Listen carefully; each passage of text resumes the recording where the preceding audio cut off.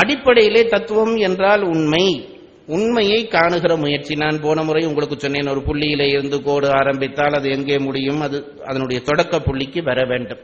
உள்நோக்கி தேடுதல்கள் ஏற்படுகிற பொழுது தத்துவங்கள் தெளிவாகின்றன. ஒரு நல்ல சமயத்திற்கு அடையாளம் என்னவென்றால், அதிலே பக்தி மார்க்கமும் சொல்லப்பட்டிருக்க வேண்டும், ஞான மார்க்கமும் சொல்லப்பட்டிருக்க வேண்டும். அதுதான் ஒரு உயர்ந்த சமயத்துக்கான அடையாளம். அதை நீங்கள் புரிந்து கொள்ளுங்கள். ஒரு நல்ல சமயம் எது என்று தீர்மானிப்பது எப்படி என்று கேட்டால், மனிதர்கள் இருவகைப்பட்டு கிடக்கிறார்கள். எல்லா மனிதர்களையும் நீங்கள் பார்த்தால் தெரியும், இரண்டு வகையான மனிதர்கள் இருக்கிறார்கள். அதிலே ஒரு வகையினர் புத்தியை முதலாக வைத்து செயல்படுகிறவர்கள், இன்னொரு வகையினர் உணர்வை முதலாக வைத்து செயல்படுகிறவர்கள். இந்த ரெண்டு வகையான செயல்பாடு மனிதனுக்கு உண்டு. புத்தியை வைத்து செயல்படுகிறார்கள் என்றால் அவர்கள் எல்லாம் புத்தியாய் வைத்து செயல்படுவார்கள் என்று இல்லை. அவர்களுக்கு புத்தியும் உணர்வும் செயல்படும், புத்தி தான் அதிகம் செயல்படும். இன்னொரு பகுதியினருக்கு புத்தியும் உணர்வும் செயல்படும், உணர்வு தான் அதிகம் செயல்படும். இப்படி மனிதர்களை இரண்டாக பிரிக்கலாம். அப்படி பிரிக்கப்படுகிற பொழுது இந்த புத்தியாலே செயல்படுகிறவர்களுக்கு ஒரு வழிபாட்டு முறை, உணர்வாலே செயல்படுகிறவர்களுக்கு ஒரு வழிபாட்டு முறை. அப்போ அந்த உணர்வாலே செயல்படுகிறவருடைய வழிபாட்டு முறைக்கு பக்தி என்று பெயர். புத்தியாலே செயல்படுகிறவனுடைய வழிபாட்டு முறைக்கு தத்துவம் என்று பெயர். இதை புரிந்து கொள்ளுங்கள். புத்தியினுடைய கூர்மை பெற்றவர்களாலே இந்த ரெண்டு வழிபாட்டுக்கும் ரெண்டு உவமை சொல்லுவார்கள் நம்முடைய பெரியவர்கள். ஒன்று பூனையினுடைய வழிபாடு, ஒன்று குரங்கினுடைய வழிபாடு என்று ரெண்டு சொல்லுவார்கள். மார்க்கட சம்பந்தம், ஏதோ மார்க்கட சம்பந்தம் வடமொழியிலே அதற்கு பெயர் சொல்வார்கள். அந்த ரெண்டுக்கும் என்ன வித்தியாசம் என்றால், பூனைக்குட்டி இருக்கிறதே, பூனைக்குட்டி போட்டால் பார்த்தால் தெரியும், குட்டிகள் பேசாமல் இருக்கும். இந்த இடம் சரியில்லை, பொருத்தம் இல்லை, இதை வேறொரு இடத்துக்கு மாற்ற வேண்டும் என்று முடிவு செய்துவிட்டால் தாய் தானாக அந்த பூனைக்குட்டியினுடைய கழுத்தை கவ்விக்கொண்டு கொண்டு போய் இன்னொரு இடத்திலே வைக்கும். அதுவாக மாற்றும். குட்டி ஒரு அசையாது, பேசாம இருக்கும். அம்மா தூக்கினா அது அப்படியே தூக்கி கொண்டு போறதுதான் அதனுடைய வேலை. குரங்கு குட்டியை பார்த்தீர்களா என்ன செய்யும் என்றால், தாய் இந்த மரத்திலிருந்து அந்த மரத்துக்கு பாயும். குரங்கு குட்டி என்ன செய்யும், தாய் வயிற்றை அது இறுக பிடித்துக் கொள்ளும். தாய் குட்டியை பிடிப்பதில்லை, குட்டி தாயை பிடிப்பது. பூனையிலே குட்டி தாயை பிடிக்காது, தாய் குட்டியை பிடிக்கும். இந்த தாய் குட்டியை பிடிக்கிற முறைக்கு பக்தி என்று பெயர், குட்டி தாயை பிடிக்கிற முறைக்கு தத்துவம் என்று பெயர். இந்த ரெண்டு வழிபாட்டு முறை இருக்கிறது. இதுல எது பாதுகாப்பான வழிபாடு என்று கேட்டால் உங்களுக்கே தெரியும். தாய் பிள்ளையை கொண்டு போய் வைக்கிற பொழுது அங்கு குட்டிக்கு ஒரு ஆபத்தும் இல்லை. வாய் கொஞ்சம் வலிச்சா அந்த இடத்துல வைக்கும், பாதுகாத்து தானே கொண்டு போய் சேர்க்கும்.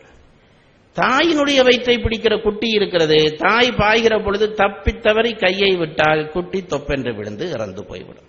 ஆகவே இந்த வழிபாட்டு முறையிலே பக்தி சார்ந்த உணர்வு சார்ந்த வழிபாட்டு முறைதான் சிறந்தது.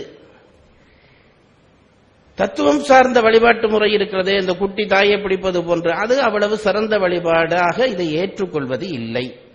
அப்போ ஒரு கேள்வி வரும், அப்படியானால் இந்த வழிபாட்டையே எல்லாரும் செய்து விடலாமே?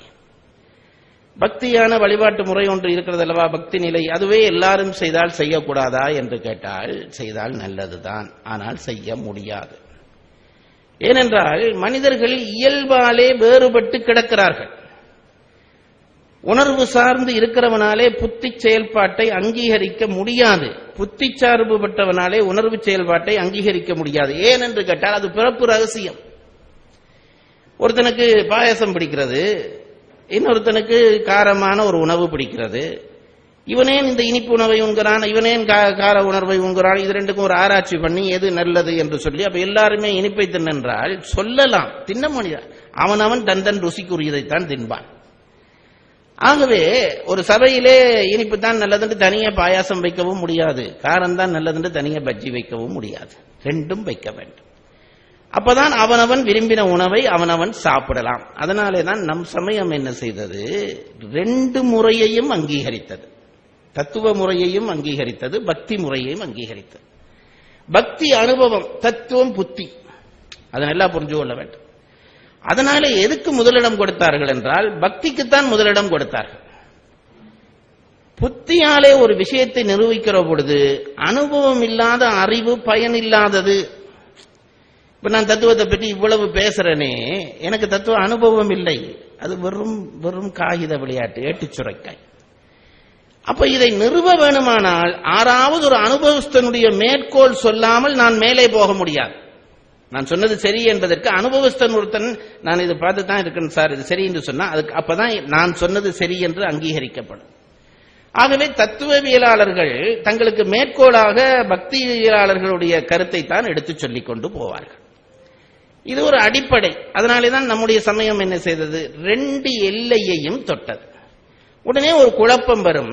2 எல்லை தொட்டு இருக்கிறதே, ஒன்று பக்தி மார்க்கம் புத்தியாலே, ஒன்று அனுபவத்தாலே, இது ரெண்டும் வேறுபடாதா, குழப்பங்கள் வராதா என்றால் ஆரம்பத்திலே குழப்பம் வரும், முடிவு குழப்பம் இல்லை. இப்போ ஒரு குறிப்பிட்ட ஒரு இடத்தை, மெரினா பீச் என்று வையுங்கள், குறிப்பிட்ட ஒரு இடத்திலே ஒருவன் கிழக்கிலே இருந்து வருகிறான், ஒருவன் மேற்கிலே இருந்து வருகிறான். மெரினா பீச்சுக்கு வருகிறவனை பாதை அடையாளம் சொல்ல சொன்னால் இவன் பாதை அடையாளம் வேறாக இருக்கும், அவன் பாதை அடையாளம் வேற. அவன் வேறு ரோட்ல இருந்து வருகிறான், எனக்கு இந்த ஊர்ல அடையாளங்கள் சொல்ல தெரியல, அதனால சொல்ல இல்லை. ஒருவன் சொல்லுவான் அங்க ஒரு சேர்ச் இருக்கிறது, அதுக்கு தாண்டி வந்தவன ஒரு மசூதி இருக்கிறது, அதுக்கப்புறம் ஒரு ஆலமரம் இருக்கிறது சொல்லுவான். இவனை கேட்டா சொல்லுவான் அப்படி இல்லை, ஒரு மார்க்கெட் இருக்கிறது, அந்த பக்கத்துல வந்தா ஒரு குழந்தைகள் விளையாடுகிற ஒரு பூங்கா இருக்கிறது இவன் சொல்லுவான்.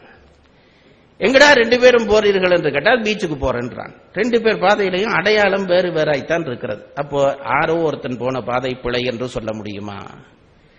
புறப்பட்ட இடம் வேறு என்றால் அடையாளங்கள் வேறுபடும்.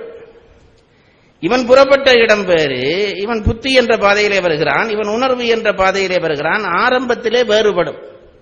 இப்ப நீங்க 2 பேரும் வருகிறார்கள், எங்க வருகிறார்கள், 2 திசையிலிருந்து வந்தவர்களும் பீச்சுக்கு தான் வருகிறார்கள். பீச்சுக்கு வந்துட்டான், கிட்ட வந்துட்டான் என்ற உடனே 2 பேரும் சொல்லுகிற அடையாளம் ஒன்றாக ஆரம்பித்து விடும். கிழக்கில இருந்து வந்தவனும் சரி, மேற்கு பீச்சுக்கு கிட்ட வந்துட்டான், 2 பேரும் சொல்லுவான் தொழிலாளர் சிலை பார்த்தேன், அண்ணா சிலை சமாதி பார்த்தேன். 2 பேரும் கிட்ட வந்துட்டா அடையாளம் ஒன்று, தூர இருக்கிற பொழுது அடையாளம் வேறு. பக்தியிலும் தத்துவத்திலும் அப்படித்தான், தூர இருக்கிற பொழுது அடையாளங்கள் வேறுபடும், கடவுளுக்கு கிட்ட வந்துட்டா அடையாளம் ஒன்றுபடும். அதனாலே சமயத்திலே குழப்பம் வராது. அதனால பாருங்க, நம்ம சமயம் தத்துவ பக்தியினுடைய அடிப்படை நூல் சைவ சமயத்திலே, நான் சைவ சமயி என்கிறபடியால் சைவ சமயத்தை வைத்து விளங்கப்படுத்துகிறேன். இது எல்லா சமயத்துக்கும் பொருந்தும். நான் சும்மா இப்போ ஒரு கிறிஸ்தவத்தில் எப்படி இருக்கிறது என்று சொன்னால் அது பொய். நான் எனக்கு தெரியாத விஷயத்தை உங்களை திருப்திப்படுத்த சொல்வதாக இருக்கும். ஆனால் எனக்கு சமய வேறுபாடு என்னிடம் இல்லை, அதை நீங்கள் 100% நம்பலாம். நீங்கள் என்ன செய்ய வேண்டும், நான் சொல்லுகிற கொள்கையை உங்களுடைய சமயத்திலே பொருத்தி பார்த்து மகிழ வேண்டும், அவ்வளவுதான். இப்போ நம்முடைய சமயம் இருக்கிறதே சைவ சமயம், பக்திக்கு எது நூல் என்றால் பெரிய புராணம். பக்தி மார்க்கத்தை தெளிவுபட சொல்லுகிற நூல் சைவ சமயத்திலே பெரிய புராணம். தத்துவத்துக்கு எது நூல் என்று கேட்டால் இதெல்லாம் தத்துவத்துக்கான முன்னுரை, இனிதான் தத்துவம் படிக்க போறோம். தத்துவத்துக்கு எது நூல் என்றால் அதுக்கு 14 சாஸ்திரங்கள் இருக்கின்றன, 14 சாஸ்திரங்கள் இருக்கின்றன. அதிலே முதல் நூல் மெய்கண்ட தேவர் என்பவர் எழுதிய சிவஞான போதம். அறிவு நூலிலே பெரிய நூல் சிவஞான போதம், பக்தி நூலிலே பெரிய நூல் பெரிய புராணம். இப்ப பாருங்கள், நான் சொன்ன உண்மையை நிரூபணம் பண்றதுக்காக சொல்லுகிறேன். அவர் என்ன சொல்லுகிறார், புத்தியாலே கடவுளை எப்படி தேடுவதென்று சொல்லிக் கொண்டு போகிறார். அவருடைய பாதை அது. அறிவு இதுதான், கடவுள் என்று ஒரு பொருள் இருக்கிறாரா என்று ஆராய்ச்சி பண்ணி இருக்கிறார் என்று நிரூபித்து அவரை எப்படி அடையலாம் என்று சொல்லி அடைந்தால் வருகிற பயன் சொல்வது அந்த நூல். இது வேறொன்றும் இல்லை, எவனும் கடவுளை கும்பிடலாம். பெரிய புராணத்தினுடைய சம்பிரதாயம் அதுதான், எவனும் கும்பிடலாம், ஒரு டென்ஷனும் படாது. அவனை மாதிரி நீ இருக்க வேணும் என்று ஒரு அவசியம் இல்லை. அதனாலதான் பெரிய புராணத்திலே 63 கதை வச்சார். ஒரு கதை ராமாயணம் மாதிரி பாட தெரியாதா சேக்கலாருக்கு, வசதியா இருந்திருக்கும். ஒரு கதையை சொன்னா என்ன நடக்கும் தெரியுமோ, எவ்வளவு சிந்திச்சு செய்திருக்க. ஒரு பெரிய புராணத்துல ஒரு கண்ணப்பன் கதை சொன்னா போதாதா விரிவா, அல்லது சுந்தரர் கதையை சொன்னா போதாதா? சொல்லப்படாது என்று நினைச்சுதான் சொல்ல இல்லை. ஏனென்றால் சமயங்கள்ல இருக்கிற பெரிய குறைபாடு, ஒருவன் கடவுளை அடைந்தான் என்று சொன்னால் எல்லாரும் அவனுக்கு பின்னால போக பார்ப்பான். அது அவன் தகுதிக்கு போன முறை, அந்த முறையில நீ போக முடியாது, உன் தகுதிக்கு வேற இருக்கும். அது பொதுவான ஒரு இயல்பு. ஒருத்தன் செய்து விட்டால் அதுபோல நாமும் செய்வது என்று நினைக்கிற ஒரு மூடத்தனம் பல பேர்கிட்ட இருக்கிறது. அதான் சேக்கிலார் நினைக்கிறார், ஒரு அடியாரை சொன்னா எல்லாரும் அவரை போல போகணும்னு நினைச்சிருவான்ங்கிறதுக்காக இவனை குழப்பியே ஆக வேணும்.